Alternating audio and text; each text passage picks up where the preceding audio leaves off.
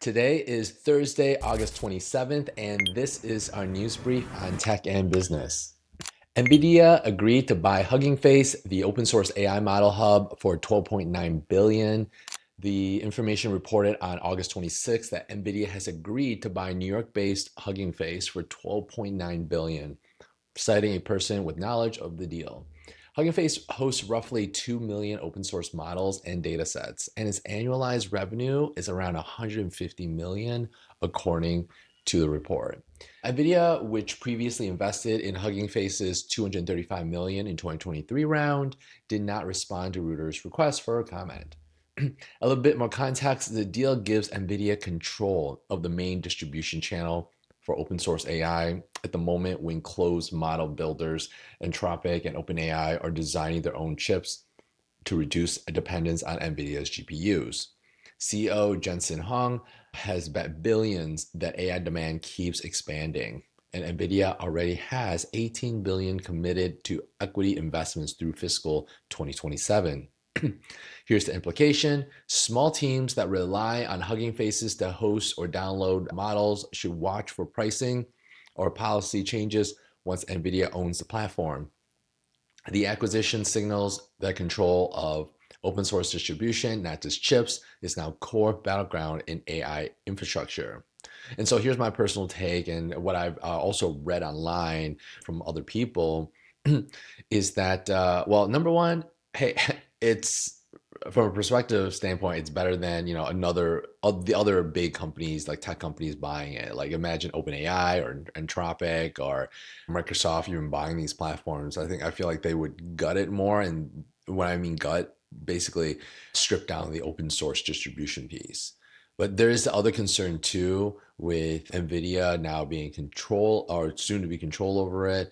What's going to happen to some of the models, open source models that are, let's say, the Chinese models or models outside the US? Would the administration now even have more control over mainly NVIDIA now, which then controls Hugging Face's platform? So that's yet to be seen, but those are just my personal takes on that. NVIDIA's quarterly profit more than doubled to 59.69 billion as it forecasts about 70% revenue growth. NVIDIA reported fourth quarter and full fiscal 2026 results with profit of 59.69 billion, more than double a year earlier, driven by AI chip demand.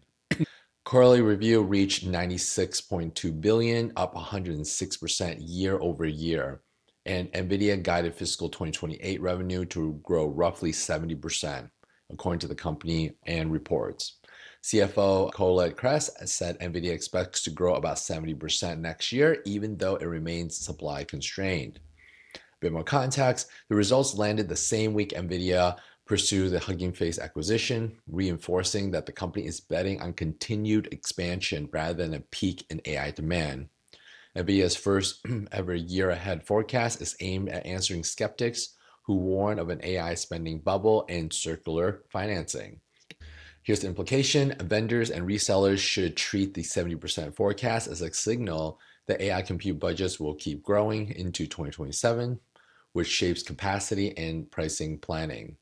Businesses buying AI services should expect continued upward pressure on GPU-linked cloud pricing given the supply constraints NVIDIA has cited. So unfortunately for gamers, it's going to be tougher and tougher to buy GPUs for gaming. And even for business, for local compute, that cost is unfortunately going to keep going up unless Apple, with their new Mac Studio that just came out, puts on some competitive pressure, and other countries like China developing their own chips. Healthcare, IT vendor CareCloud disclosure, a breach affecting the personal data of 3.75 million patients. CareCloud confirmed an unauthorized third-party assessed one of its Amazon Web Services environments and may have stolen data tied to 3.7 million individuals nationwide.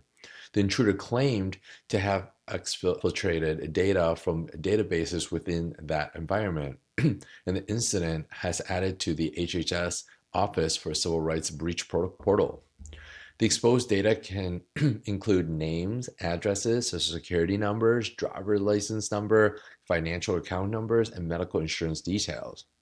Cloud Care provides cloud-based electronic health records, billing, and clinical documentation to healthcare providers, so one compromised vendor environment can ripple across many small practices. The unauthorized access occurred in March, but the company only recently determined the full scope of the compromised information in June. The implication here is that healthcare providers that outsource EHR or billing to vendors should ask for confirmation about which of the records were exposed and how notification is being handled. The breach enforces that a small practice's security posture depends on its vendor security, so contract reviews should cover breach notification and liability. Boston Scientific hit by a cyber attack that disrupted its ability to process and ship orders. Boston Scientific said on August 26, a cybersecurity incident uncovered the prior day disrupted global operations, including systems used to process and ship customers' orders. The medical device maker activated incident response procedures and is working with third-party cybersecurity specialists to investigate and contain the threat. Boston Scientific said that it has not determined whether the incident is reasonably likely to have a material impact on the business. For more context, the attack struck a company whose devices and supplies feed hospitals, clinics, and distributors, so order and shipping distribution carries a real downstream effect. It is the latest of the string of breaches targeting healthcare sector, following the CareCloud incident earlier in the same week.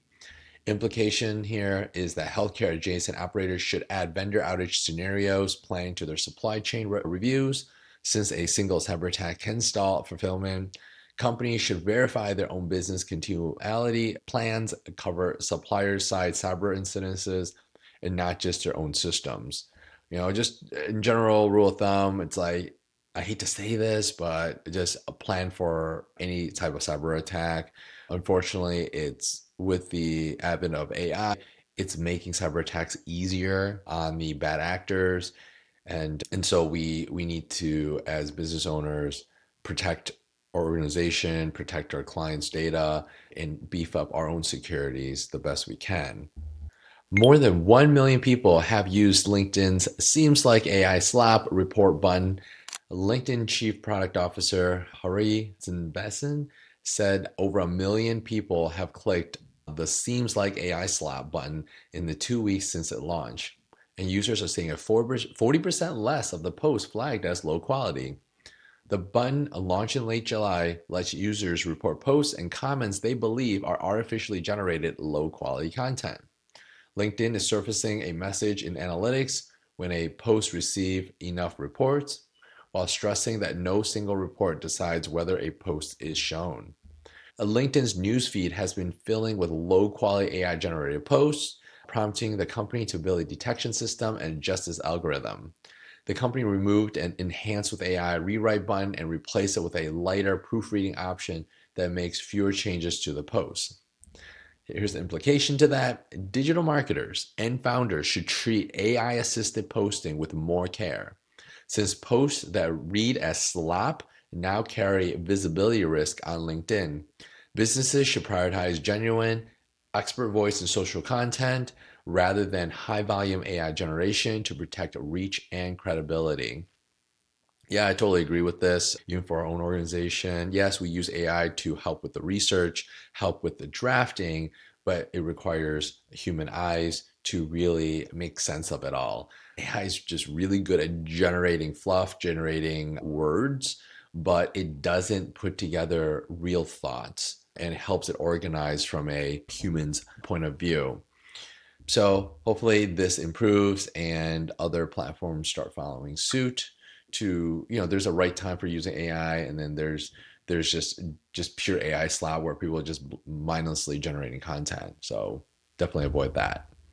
So the OpenAI CEO, Sam Altman, predicted AI will unleash the greatest boom in people starting small businesses that we've ever seen. Altman said AI could break down traditional barriers to entrepreneurship, particularly around financing and technical capability. The remarks build on his broader argument that AI gives founders more leverage to build and run companies with smaller teams. which, I do agree, makes sense. Context here, Altman comments echo his long-running thesis that AI raises the ceiling on what a single founder or small team can achieve. They land as OpenAI and Anthropic both move towards blockbuster IPOs, drawing attention to how AI shapes the founding landscape. And here's the implication here. Aspiring founders should weigh on how AI tools reduce the need to hire early for technical and operational roles, changing startup cost structure. Service providers selling to small businesses should expect a wave of new AI leveraged competitors entering their markets. And so here's definitely my personal take. And considering I run both a web company agency and a staffing agency where we help agencies and businesses find talent in the staff talent in the Philippines, is that, and personally, my background as a software engineer, with AI, it's nice if if you can keep up with all the changes and can really push the limit, but also it is extremely, extremely time consuming. As the token costs or AI costs go up, then you're really debating like, okay, is it really saving money? Are we just processing or adding features, but it doesn't really improve or provide real world value to our organization or to our customers? So those are some of the things to evaluate. Sure, in the beginning, as a solo founder, you're going to get some benefits, but in order to truly scale a business, I believe 100% that you do need humans to help you scale that beyond just the one person company. Because that one person company, the solo founder, I mean, do people get sick? AI systems do fail. And as the solo founder, you can't be there 24/7. So having that team that is AI trained, that is looking at working on the AI environment, the processes, the systems is still key to scaling a business. So the way I look at it is the humans should be focused on planning and polishing the AI systems that are being built. Think of like a factory, a manufacturing factory. Like, okay, let's say you process apples or mangoes, right? You're not the person peeling or cutting the apples or mangoes to, like, let's say dried fruit. Your factory does it and the machinery does it, where you're the engineers, the architects, the maintenance crew to make sure that the product goes in, like apples and mangoes go in, and then out comes quality packaged dried fruit, right? So that's the way I look at it from an AI perspective. Definitely, I mean, I don't think Altman's wrong, but I think he just does go into the extremes thinking that AI will be the solution for all. I don't think so. So if you want clear, practical updates on the tech and business shifts that actually affect operators, founders, and small teams, subscribe and follow along on the Dave Tech Lead YouTube channel. If you want these updates straight to your email, subscribe to the Dave Tech Lead newsletter. And I'll see you next time. Bye.